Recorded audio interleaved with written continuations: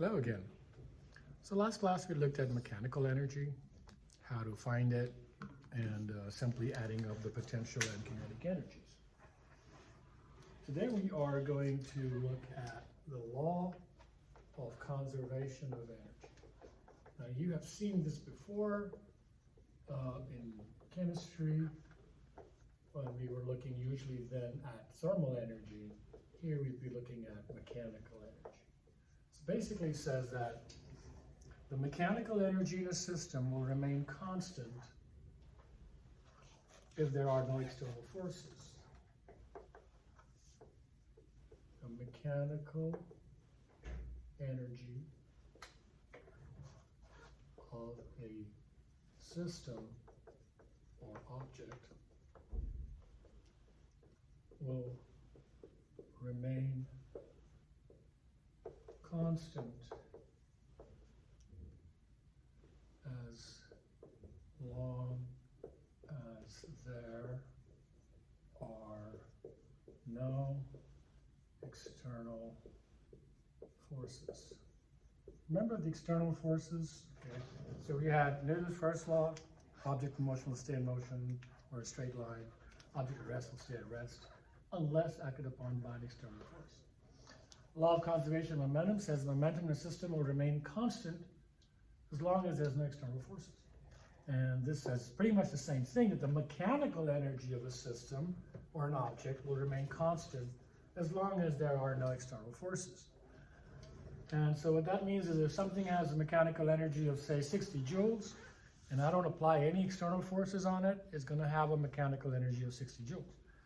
It might change from potential to chemical or potential to kinetic or vice versa, but the total will remain the same. So let's see how we can show that. Let's say I have an object at a height of 10 meters, about 30 feet.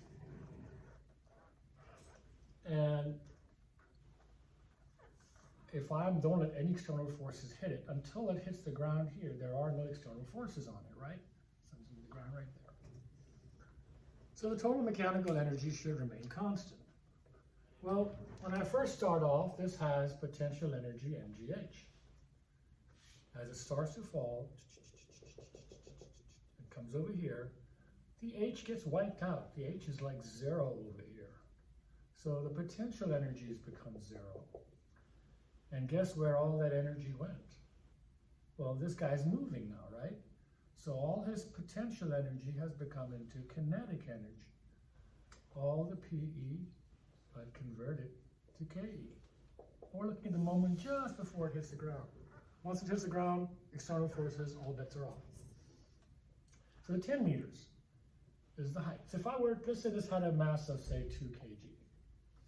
So I'm going to use G is equal to 10, just for convenience. G is equal to 10.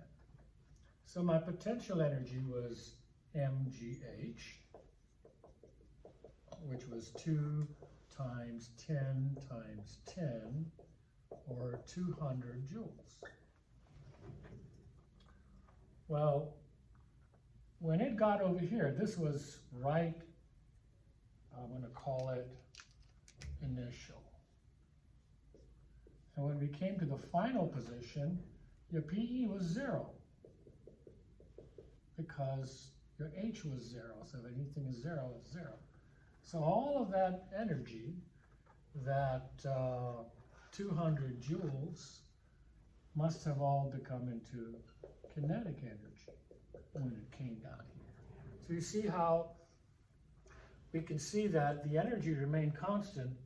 When it was here, it was probably 100 joules of kinetic and 100 joules of potential, like a combination. When it got up here, maybe it was about 75% kinetic and 25% potential. When it came over here, all potential is gone, it's all kinetic, all 200 joules is kinetic. And that's kind of cool. Because if I know the kinetic energy, I can find how fast he's going down here. And you're thinking, Mr. Premji, I could do that using free fall. You sure can.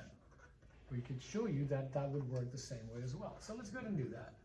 So we know that 200 joules must all be KE now. That means 200 joules must equal 1/2 mv squared. Multiply both sides by 2, 400 joules equals mv squared. The m is 2 kg. So I divide both sides by 2, so I have 200 joules equals v squared. And so v is equal to 200 square root, or about 14.1 meters per second. So that's how fast he's going to get going just before he hits the ground. Okay? And so we can say, really, is that really the same answer I'm going to get if I do it using kinematics like before? Sure. If I drop this, my VI is 0. VF is what I'm looking for. My delta Y is negative 10 meters, because it's going to go from here to there. And my G, or my acceleration, is negative 10 meters per second squared. I'm going to use 10 because I used 10 in the previous one as well. And so I could always use equation number 4. VF squared equals VI squared plus 2A delta Y. So VF squared is going to be 0 squared plus 2 times 10 times 10. So VF squared is equal to 200, and VF would equal to the square root of 200, which is, again, 14.1 meters per second. Exactly the same answer.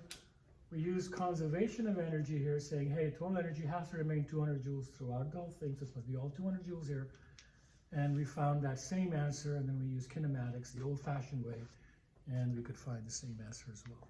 And there's many different ways that we can do questions like this, but the key thing is because we could employ the conservation of energy, that we knew that all of this 200 joules of potential energy here was going to become into kinetic energy. Okay, so I hope that helps with our intro to conservation of energy.